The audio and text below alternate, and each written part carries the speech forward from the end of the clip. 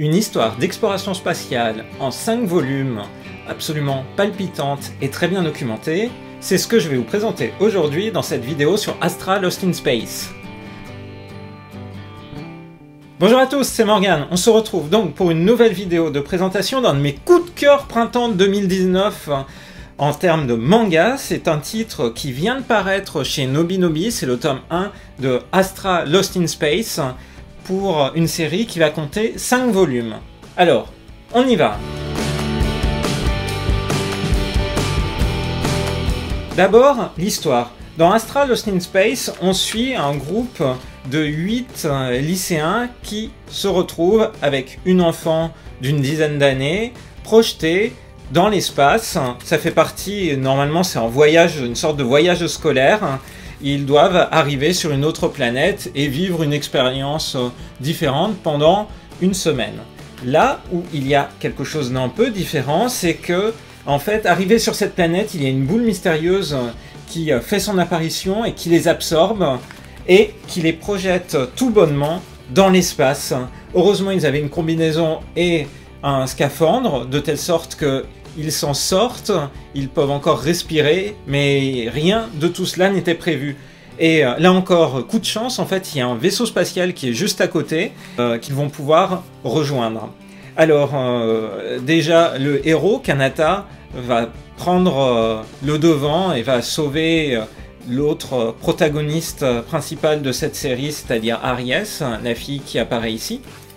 Et puis, il s'agit maintenant de trouver un moyen de revenir chez eux, alors qu'ils ont été projetés à plusieurs dizaines d'années-lumière de là où ils étaient censés être. Heureusement, il semblerait qu'un chemin soit envisageable, et les voici partis pour une aventure épique pour revenir chez eux. La grande force de ce manga, c'est d'une part ces personnages-là pour lesquels on va très vite s'attacher, et on se demande comment chacun va réussir à évoluer.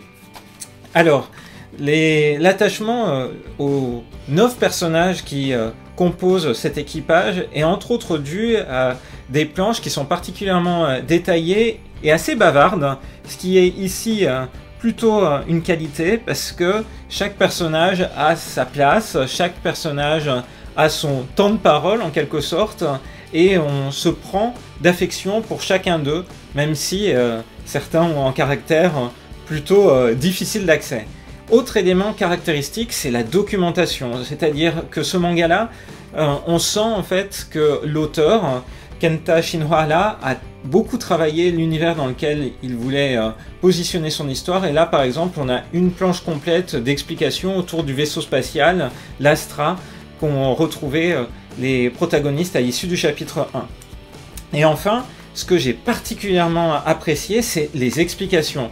C'est-à-dire, on est face à un manga de survie dans l'espace, mais qui va nous permettre d'explorer à la fois des thèmes liés à la conquête spatiale, mais aussi des éléments autour de la survie. Et là, par exemple, Kanata explique que pour survivre, il faut viser en priorité les aliments riches en valeurs nutritives, comme les noix ou les baies. À l'inverse, il faut se méfier des champignons qui sont parfois vénéneux.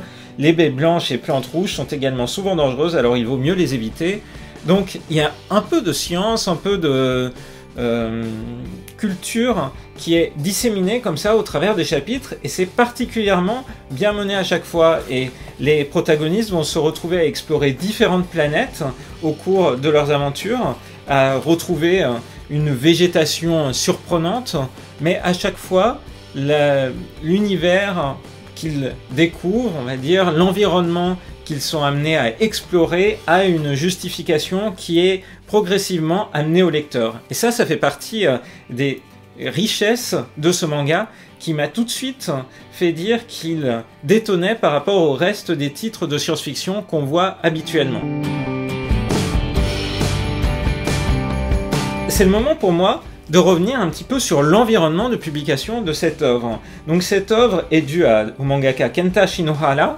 C'est un nom qui vous dit peut-être quelque chose parce qu'auparavant il a réalisé un manga très connu dans le Jump qui est Skate Dance. Skate Dance, c'était un shonen manga qui a compté 32 tomes avec une série animée de plus de 70 épisodes et qui a été publié pour le manga entre 2007 et 2013. Donc c'est pas un débutant, c'est un mangaka avec une certaine renommée qui sait positionner ses histoires. Deuxième élément qui surprend un peu par rapport à Astra, c'est qu'il n'a pas été publié dans le Weekly Shonen Jump classique. Il a été publié dans l'application Jump Plus, qui est une application au Japon qui permet d'accéder à des mangas de manière quotidienne, des nouvelles séries, des nouveaux chapitres. Et donc là, c'est un titre qui a été publié de mai 2016 à décembre 2017 sur cette application Shonen Jump Plus. Et 5 tomes tankobon en ont été tirés, qui constituent donc l'histoire complète qui s'appelle au Japon Kanata no Astra, traduit pour le titre international Astra Lost in Space. On perd le nom du héros, Kanata, mais on a cette notion de conquête spatiale qui apparaît. Autre élément notable à propos de la prépublication de Astra Lost in Space dans l'application Jump Plus, c'est qu'il a été accompagné en fait d'un audiodrama dans le premier chapitre qui a été publié sur la chaîne YouTube officielle du Shonen Jump. Donc vous pourrez aller retrouver en fait tout le premier chapitre qui est décomposé en 4 sous-vidéos, 4 audiodramas, et qui montrent en fait des planches et puis en même temps des seiyuu, donc des comédiens de doublage qui incarnent les personnages. C'est vraiment une manière détonnante de faire démarrer une œuvre au Japon, donc en même temps que la prépublication numérique, faire un audiodrama. Et cette parution, en fait, en 5 tomes, elle a été finalement couronnée de succès. Parce que quand on était au Japon avec Rosalis, à beaucoup d'endroits, en fait, on a vu Kanata no Astra mis en avant, notamment parce qu'il est très bien positionné dans différents prix de manga en 2018 et en 2019, et par exemple, on l'a vu mis en avant dans des librairies parce que c'est un manga qui était 3e dans le top qui s'appelle Konomanga ga Sugoi, donc un livre de conseils autour des mangas qui paraît chaque année, et donc là c'était dans le top 3 shonen, donc vraiment un titre qui a tiré son épingle du jeu et qui a reçu un succès critique tout à fait intéressant. Et par ailleurs, pour continuer sur cette lancée, il faut savoir que Astra va se retrouver adapté en animé à partir de juillet 2019. Donc dès la saison de juillet, on va pouvoir découvrir cette histoire animée. On a le premier visuel clé qui a été dévoilé. On n'a encore que les 2 principaux protagonistes, donc Kanata et Aries, que vous pouvez revoir ici, qui apparaissent sur l'image. Il y a un tout premier trailer qui est disponible, qui ne fait apparaître que ces 2 personnages.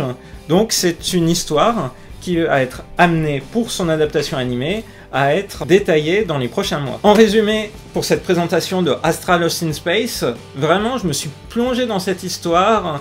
J'ai commencé à développer de la sympathie pour chacun des personnages, et encore plus mon côté scientifique a été intéressé par toutes les explications et les justifications scientifiques apportées aux différents univers que les personnages explorent. Donc j'ai beaucoup apprécié la lecture de cette série, que je recommande vraiment très chaudement si vous cherchez un manga de science-fiction qui est autour de la conquête spatiale, plutôt réaliste, avec des personnages attachants. C'est vraiment le titre qu'il vous faut en 2019. J'ai hâte de voir la version animée qu'on va pouvoir découvrir à partir de l'été en France, peut-être en simulcast, espérons-le. Et n'hésitez pas à dire en commentaire ce que vous pensez sur ce manga si vous avez eu l'occasion de le lire. Autrement, je vous recommande d'aller visiter le site web de l'éditeur Nobinobi, puisqu'on peut retrouver le premier chapitre de ce manga sur leur site web. Voilà, j'espère que cette vidéo de présentation de Astra Lost in Space vous a plu, vous aura donné envie également de le découvrir, et je vous donne rendez-vous à très bientôt dans une prochaine vidéo sur la chaîne de Rosalis. Bye bye!